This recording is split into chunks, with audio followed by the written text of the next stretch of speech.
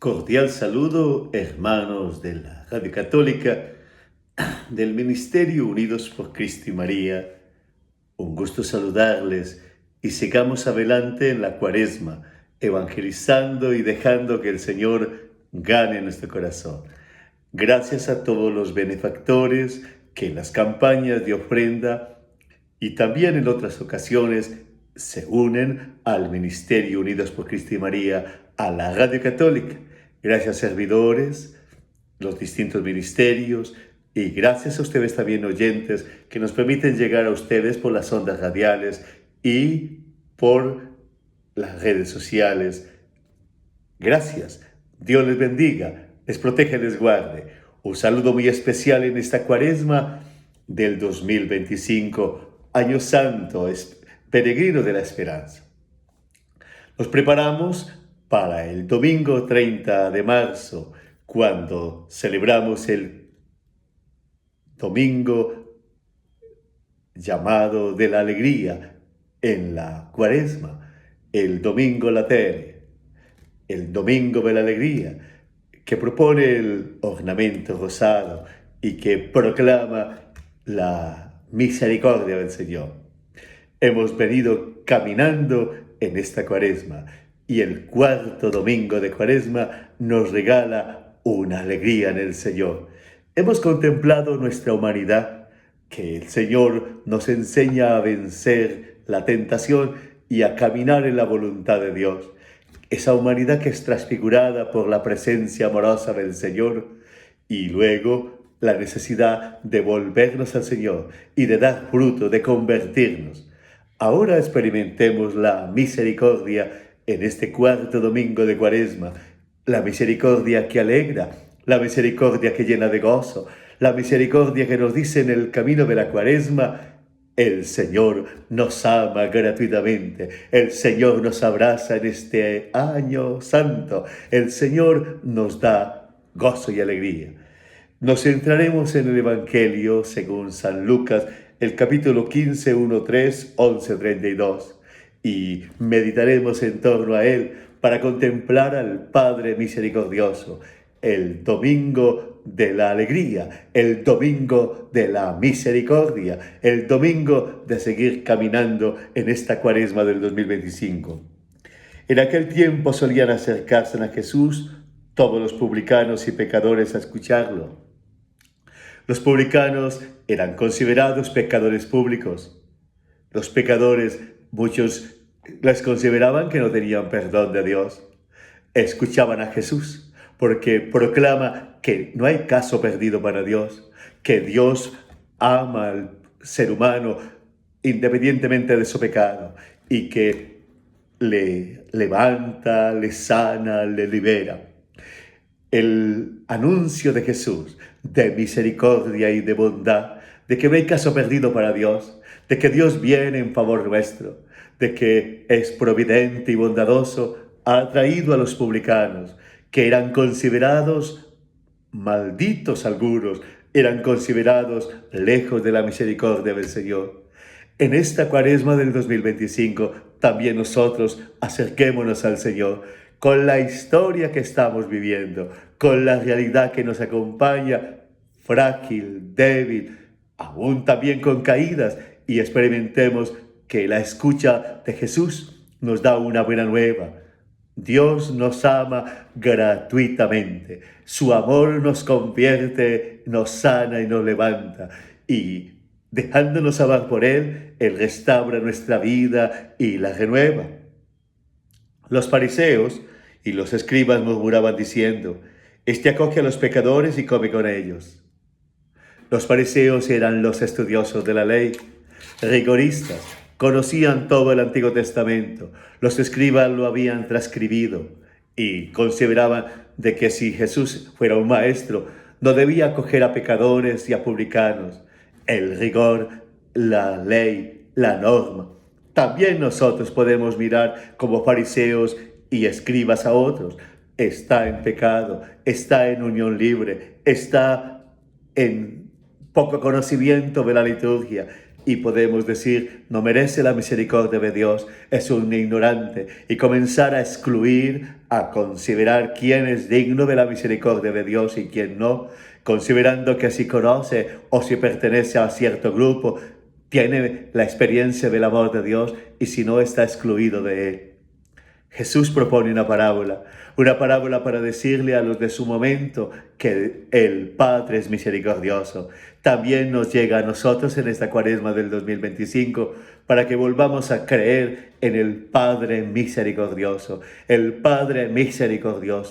que ama a nuestra humanidad con sus miserias, que ama incondicionalmente de manera personal, firme, y que nos sigue amando en la iglesia con sombras y luces, en la humanidad con heridas y pecados, y nos ama. Experimentar el amor y la misericordia de Dios en la Cuaresma. Un hombre tenía 2 hijos. El menor de ellos dijo a su padre: «Padre, dame la parte que me toca de la fortuna».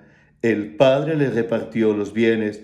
No muchos días después, el hijo menor, juntando todo lo suyo, se marchó a un país lejano y allí derrochó su fortuna viviendo perdidamente. El uso de la libertad. El hijo menor representa nuestras rebeldías, nuestro deseo de independizarnos de Dios, de creer que Dios nos quita libertad, de considerar que ya no debemos acercarnos a la fe, y la tentación de la sociedad y del ser humano de vivir la vida sin fe, de considerar que un grado de civilización es anular la fe, arrancarla, y por eso se considera moderno abandonar la fe, y aquel que estudia cree que la fe es fetichismo o algo retrógrado. El hijo menor usa la libertad en libertinaje y se aleja de la experiencia de fe, Hoy también hay la tentación de construir la sociedad sin Dios, de estudiar y luego apartarnos de Dios, de considerar que ya no se necesita celebrar la fe, de vivir al margen de la experiencia religiosa, de creer que eso es simplemente una etapa de infantiles, de supersticiosos. El hijo menor derrochó todos sus bienes.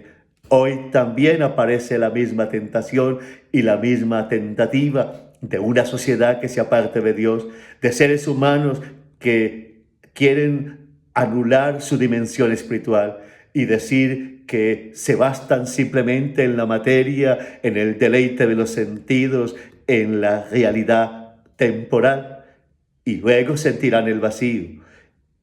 Cuando lo había gastado todo, vino por aquella tierra un hambre terrible y empezó a pasar necesidad. El ser humano sin la dimensión espiritual se vuelve vacío.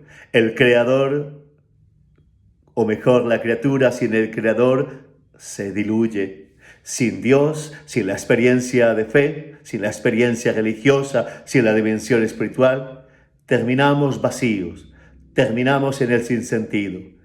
Es que la dimensión física, la dimensión emocional, la dimensión relacional son partes importantes del ser humano, pero igualmente la dimensión espiritual que toca lo invisible, que toca el sentido y el significado de nuestra existencia. Querer anular la dimensión espiritual, querer anular la experiencia religiosa de la relación con un ser superior, termina volviendo al ser humano una cosa, termina quitándole una dimensión al ser humano que lo empobrece. Las sociedades se han empobrecido cuando han querido quitar la religión. Si tú quitas tu experiencia de fe, te deshumanizas. A pesar de que digas que te haces más libre y que lo derrochas todo como el hijo menor de la parábola y que crees que estás más libre porque vives según tu ética, según tus valores, según tus criterios, según la sociedad de consumo, según la ley del más fuerte y los criterios del momento. Termina luego vacío, porque la dimensión espiritual es la relación con el Creador, es la relación con el que da fuente, y terminará sintiendo vacío, porque no nos bastamos a sí mismos, porque tenemos un anhelo de infinito, porque terminamos ensayando la felicidad, la bienaventuranza, la afirmación y el bienestar. No basta simplemente decir que nosotros somos la medida de ello. No seremos nunca dioses, seremos simplemente seres vacíos, insatisfechos, así como aquel fue entonces y se contrató con uno de los ciudadanos de aquel país que lo mandó a sus campos a apacentar cerdos. Deseaba saciarse de las algarrobas que comían los cerdos, pero nadie se las daba. Tantos ensayos del ser humano que termina en la bajeza de los vicios, atado a las esclavitudes, viviendo de la violencia. Hemos visto tantas escenas de maldad. Ciertamente la religión también ha sido usada para violencia, para abusos, para manipulación. Pero la religión, desde la experiencia profunda de amor, desde la revelación de Jesucristo, es humanizante. Es una creencia que levanta la humanidad. La religión cristiana es humanizante. Me hago más humano en la manera en que creo en Jesucristo, que veo el Evangelio. La religión en manera general tiene que ser un camino que afianza lo humano, porque me hace solidario, me hace servicial, me lleva a descubrir lo profundo de la vida. El vacío del hijo menor es el vacío del que cree que puede conseguirlo todo con la técnica, que puede saciar todo con el consumismo, que se basta a sí mismo, que todo se termina con la muerte, que no puede sino dominar, aprovecharse de los demás, violentar, imponerse, afirmarse en el egoísmo, en la soberbia y la vanidad. Termina vacío, vacío porque pierde la belleza del amor, sin sentido, porque la vida en el egoísmo termina empobrecida. Así que el hijo menor es signo también de la humanidad empobrecida, esclavizada y llevada también como a la vida de los cerdos, comiendo sus propias porquerías, porque inventa maldades, se destruye, se suicida, se manipula, se cosifica, se vuelve un camino de terror. Los seres humanos convirtiéndose en lobos para los otros, destruyéndose, la barbarie de la muerte violenta, del robo, de la corrupción, de la manipulación, del irrespeto, de la agresividad, de la maldad, el enfrentamiento entre los seres humanos, las guerras entre los pueblos, el hijo menor, que es signo de una sociedad caótica, que ha perdido la armonía de descubrir la belleza de la vida. Es así entonces que también descubrimos que separados de Dios terminamos volviéndonos zombies, bestias, robots. Hemos creído que sacando a Dios de la vida seríamos más libres, seríamos más personas, pero Dios no quita la libertad, Dios no nos quita nada, Él nos da la verdadera vida. Dios nos da lo que realmente nos afirma, nos da bienestar, nos da bienaventuranza. Ha sido un engaño de nosotros mismos y del maligno inventarnos una vida sin Dios, querer anular la dimensión espiritual, anular la vocación de amar y afianzar simplemente el disfrute, el usar los demás, la vida de desorden, de caos y de odio. Cuando se pierde la armonía en las palabras, en la mente y en el corazón, entramos en confusión. Y por eso estamos en confusión en el mundo. Somos una sociedad y una generación caótica, caótica en las calles, caótica en las relaciones, caótica aún en las ideas, caótica en las redes sociales, caótica también en la esperanza. El caos nos ha tomado, la armonía se perdió y el invento ha sido querer vivir sin Dios, anular la dimensión espiritual. Pero arrancando a Dios, hemos arrancado la raíz de la que hemos salido. Queriendo anular la dimensión espiritual, hemos secuestrado la vida simplemente al sentir y al tener. Hemos convertido la historia simplemente en una competencia, en un usarnos. Y eso nos ha dado vacío, nos ha dado sin sentido. Y entonces se propone el camino del vértigo, del entretenimiento, del consumo, hasta hartarnos, hasta no tener ganas de nada, hasta caer en el sinsentido. Solo nos queda la actitud del hijo joven. Recapacitando entonces se dijo: cuantos jornaleros de mi padre tienen abundancia de pan, mientras yo aquí me muero de hambre. Me levantaré, me pondré en camino a donde está mi padre y le diré: Padre, he pecado contra el cielo y contra ti. Ya no merezco llamarme hijo tuyo. Trátame como a uno de tus jornaleros. Recapacitar es tomar conciencia de que somos criaturas, no creador. Recapacitar es despertar y reconocer que nuestra vocación es amar.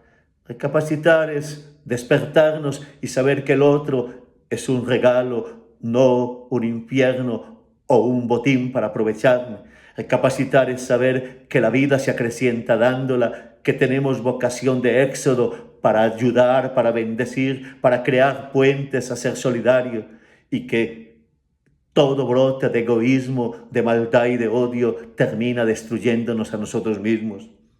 Recapacitar y reconocer: separados de Dios viene el caos, separados de la dimensión espiritual somos animales. Así que necesitamos volver al Señor.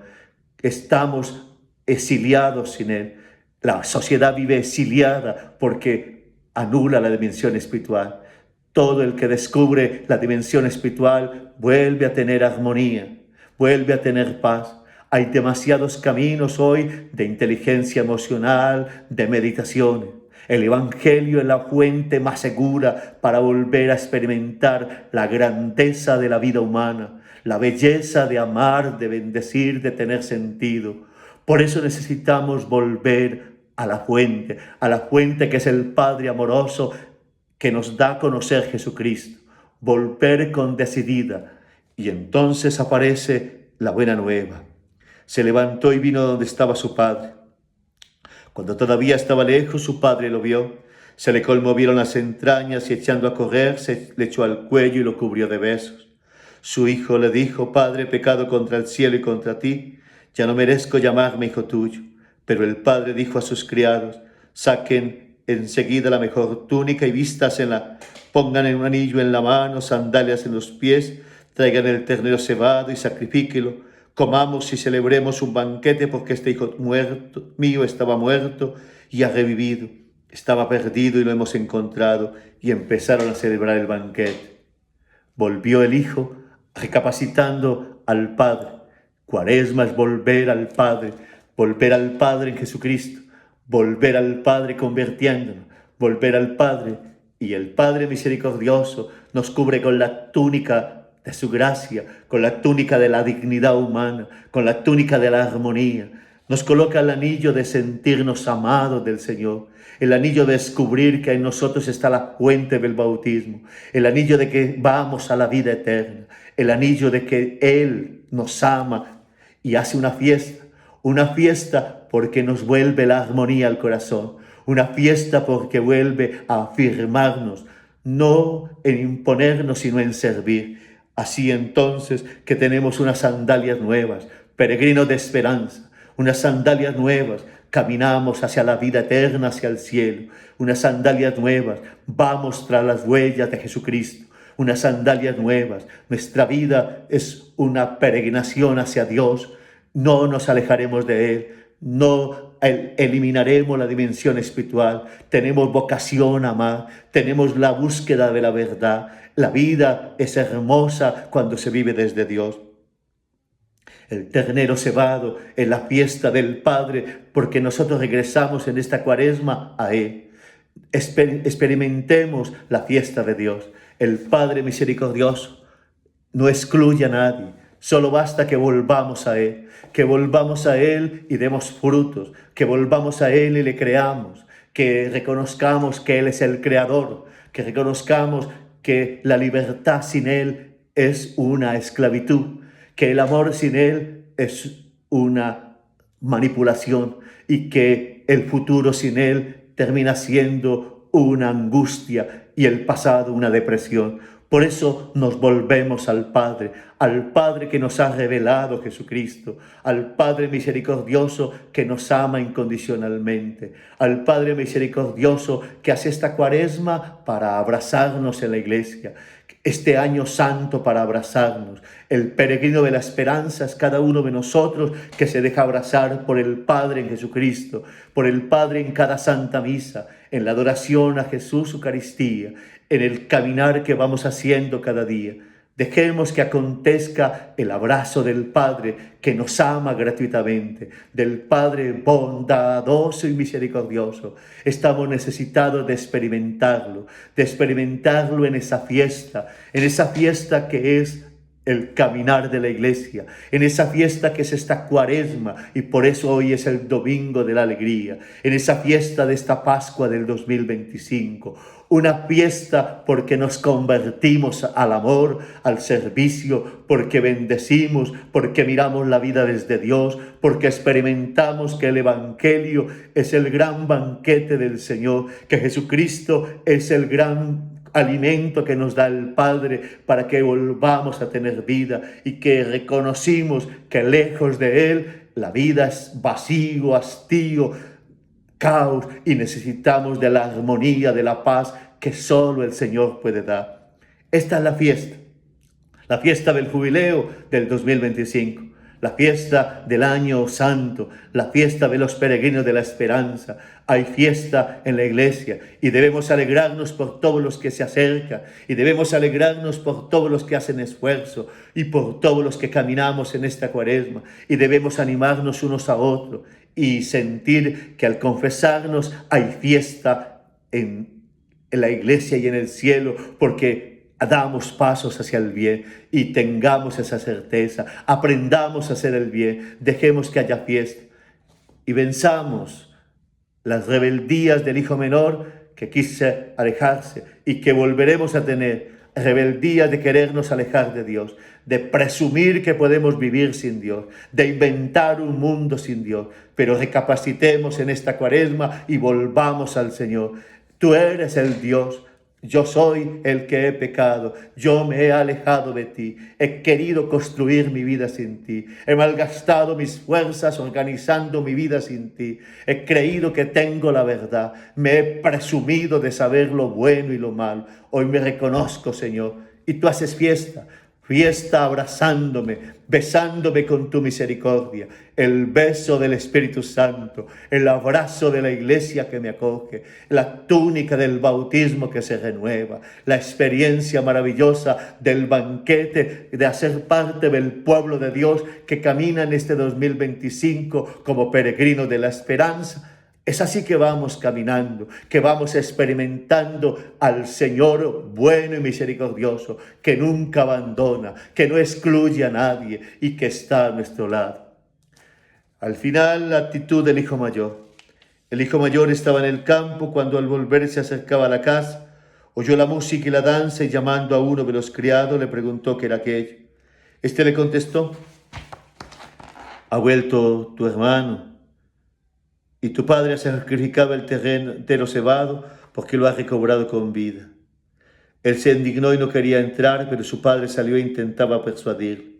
Entonces él respondió a su padre: mira, en tantos años como te sirvo, sin desobedecer nunca una orden tuya, a mí nunca me has dado un cabrito para tener un banquete con mis amigos. En cambio, cuando ha venido ese hijo tuyo que se ha comido tus bienes con malas mujeres, le matas el ternero cebado.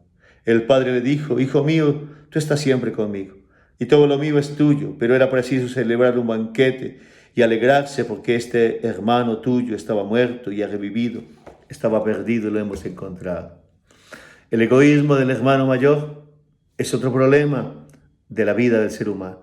Si el hijo menor usa la libertad sacando a Dios de la vida, el hijo mayor representa toda la realidad de los seres humanos que viven una experiencia religiosa y se creen mejor que los demás, con más derecho que los otros, y que quieren excluir, y que sienten envidia porque a alguien es perdonado por Dios o porque a alguien le va bien, y consideran que el que se manejó mal debe ser partido por un rayo y que no debe tener oportunidad, y que el que ha fallado no tiene puesto en la iglesia, y que el que está en una crisis o en una situación irregular debe ser visto de segunda clase. Pero resulta que el Padre proclama: alégrese porque este hijo, hermano tuyo, lo hemos recobrado. Alégrese y deja que tus ideas estén quietas y no sigas juzgando al que quiere convertirse. No te vuelvas juez de que dice quién puede y quién no puede en la iglesia. No te pongas a señalar pecados, a buscar buenos y malos. Deja que el Padre los acoja a todos. El Padre acogió al hijo menor, pero te acoge también a ti. Tú siempre estás conmigo. Con tus conocimientos, con tu experiencia de iglesia, experimenta